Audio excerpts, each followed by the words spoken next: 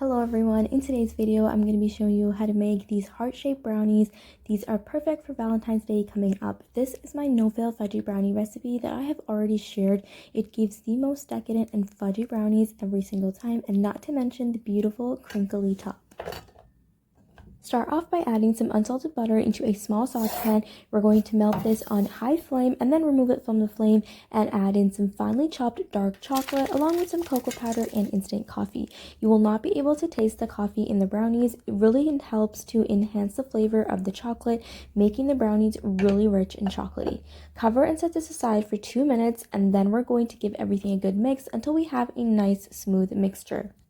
After mixing, if you still see little bits of chocolate, you can place the saucepan on the low flame and give everything a mix until it's fully incorporated. Do not place this on high flame, otherwise the chocolate will burn. We're going to set this aside to cool down and then work on the brownie batter. In a large bowl, we're going to crack 3 large room temperature eggs. It's important to use room temperature ingredients when baking to achieve the best results. And then I'm adding in some granulated sugar and then some light brown sugar. You can also use dark brown sugar if you'd like. And also I'm adding in some vanilla extract, and if you don't have it, you can leave it out. I'm using an electric hand mixer to beat this until the mixture is nice, pale, and fluffy. This process is a little bit lengthy, but you don't want to skip this because this is what's going to give us those beautiful crackly tops on our brownies. This process can be done using a stand mixer as well, and if you have neither, then this can also be done with a whisk. It will take a bit longer, but it is not impossible. Next, we're going to add in the cooled melted chocolate and butter mixture from the beginning, and then use a spatula to give everything a good mix. You can continue to use your hand mixer, but I switched to my spatula because I don't want to overmix the batter. If you're looking for more Valentine's Day recipes, check out the latest recipe that I posted before this, which was for a creamy, dreamy hot chocolate. It is the perfect treat for a Valentine's Day gift. Next, I'm going to add in the dry ingredients, which is just all-purpose flour and cocoa powder. I'm using unsweetened Dutch processed cocoa powder. This will make the brownies extra rich and chocolatey. Use a spatula to fold all the dry ingredients in until you have a smooth batter and no longer see any streaks of flour. Make sure not to overmix your batter. To make the brownies extra chocolatey, you could fold in some chocolate chips or chocolate chunks at this point, but since we're going to be using a cookie cutter to cut the brownies into heart shapes, I'm not going to be doing that so that it's easier to cut the shapes out. Now we're going to line a 6 by 6 inch square baking pan. I'm going to grease it with butter or oil first and then put the baking paper on so that it sticks nicely. Now pour the prepared batter into the pan and then spread it out evenly.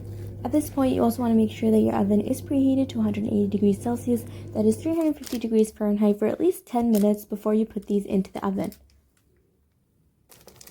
I'm going to shake this a little bit. This helps really flatten everything out, and then bake for about 35 to 40 minutes. You can use a toothpick, and when you press it into the center, it should come out with a few sticky crumbs on the bottom. Let that cool down completely, and then what I did was cut the brownies into squares like this so that it'll be easier to use the cookie cutter to cut out the shapes. I'm using a heart cookie cutter and then just pushing it in like this, removing the sides, and then carefully pulling them out like I did in the video here. The number of brownies that you're going to get will depend on the size of your cookie cutter. My heart was a little bit small, so I did get quite a few. Now, you don't have to make these heart shape. You can use any shape cookie cutter that you want, but since it's Valentine's Day, we're making heart brownies. Repeat this process until you've cut out as many brownie hearts as you can. Now, this process is a little bit messy, so I do recommend using a piece of parchment paper underneath so that you can easily clean up the mess. Also, when removing the hearts from the cookie cutter, you really want to make sure not to press too hard or you could ruin the crinkly top of the brownies.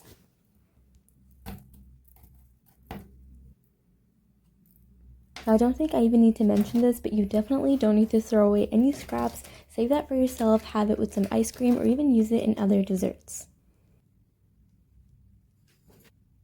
Now, you can leave the brownies plain, but I wanted to make them look a little bit nicer, so I drizzled some melted white chocolate. I just melted some white chocolate on a double boiler, added that into a piping bag, and then cut off a very tiny bit from the tip and then drizzled them all over like this.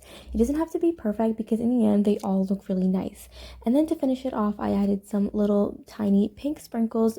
You can leave them plain or even add little heart sprinkles to make them even cuter. If you are drizzling on some chocolate, you want to make sure to let these set for about 20 minutes so that the chocolate is hardened, especially if you're going to be packing these up.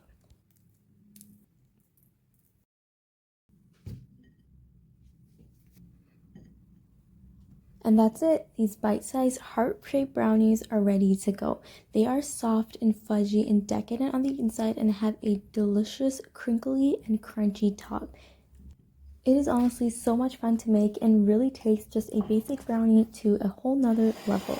If you haven't already, remember to subscribe to the Food Flamingo for more easy and delicious recipes just like this one. The written recipe for this will be available in the description box below. Like the video if you liked it and comment down below if you've tried this recipe or if there's anything else you'd like me to make. And as always, thank you so much for watching and I will see you in the next video.